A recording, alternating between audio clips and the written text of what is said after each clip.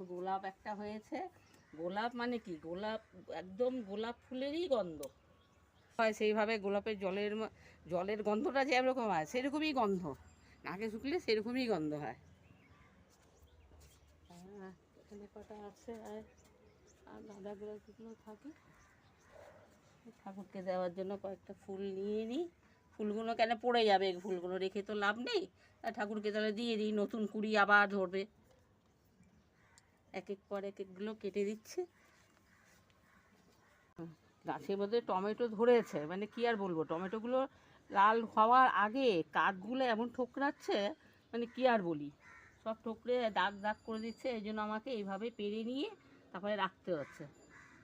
এইগুলো কয়েকটা টমেটো আছে গাছে, পেরে নিচ্ছি, তারপরে না হয় ঘরে গিয়ে পাকবে, কিন্তু রাখা কাঠগুলো ঠোকর মেরেছে, সেগুলো তো আর ব্যবহার করতেও করা যায় না।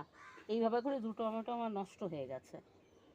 কটা টমেটো তাহলে পেরে নিই বাবা, আগের ভয় বাঁচানোর জন্য, আর কিছু না। আর কি বলি, এই দেখো এই কয়েকটা আছে টমেটো, পেরে নিই। কিন্তু ছোট দেখতেও লাগছে, কিন্তু এই কাকগুলো যদি নষ্ট করে দেয়, এর থেকে বড় তো আর কিছু না।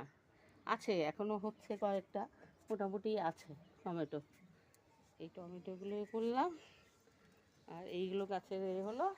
আর এইখানে একটা, এই যে গাছের জন্য একটা গামলি খালি হয়ে গেছিলো, ভাবলাম গামলিতে এই পাতা পোতাগুলো এগুলো দিয়ে একটু, তারপরে হলুদ দিয়ে দিয়েছি, হলুদ দিয়ে তারপরে আর কয়েকটা পাতা দিয়ে মাঝখানে ঠেকিয়ে দিয়ে, তারপরে মাটিগুলো তো সব মেশানোই থাকে সব কিছু, এই মাটি দিয়ে একটা টব রেডি করি। তারপরে 2-3 দিন হয়ে যাওয়ার পরে কিছু একটা গাছ বসাবো ভাবছি। কিন্তু গাছের মধ্যে এখন ধনেপাতা আছে, মূলো শাক আছে, পালং শাক, এগুলো সবই আছে, মটরশুঁটিও আছে, কিন্তু এখন তো লাগালে আর হবে না, এত দেরি হয়ে গেছে।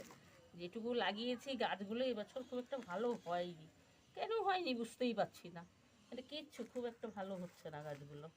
অনেকগুলো আছে মটরশুঁটির দানা, শশা আছে, মানে সবই আছে। শশা গাছ তো মোটামুটি চলো একটা হয়েছে, এতগুলো বীজ ফেলেছিলাম তার মধ্যে একটাই গিয়ে দাঁড়ালো।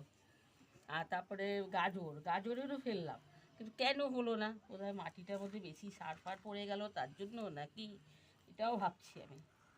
তো এই জন্য মাটির মধ্যে এখন কিছু দেবো না, না দিয়ে এই মাটিগুলো সব মেশানো যেটুকু আছে এগুলো দিয়ে বসাই। তারপরে যদি ভালোভাবে হয়ে যায়, বেডটা ভালোভাবে তৈরি যদি হয়ে যায়, তখন কী করবো, যখন গাছ ফাছ বড়ো হবে তখন একটুখানি না হয় হয়ে যাওয়ার পর একটু গোবরের জলটা শুধু একটু করে ছিটিয়ে দিলাম, কিংবা নিম খোলে একটুখানি জল করে, হালকা করে একটু হলুদ জল করে, এগুলো করে যদি গাছে দিয়ে দিয়ে দিই তাহলে হবে।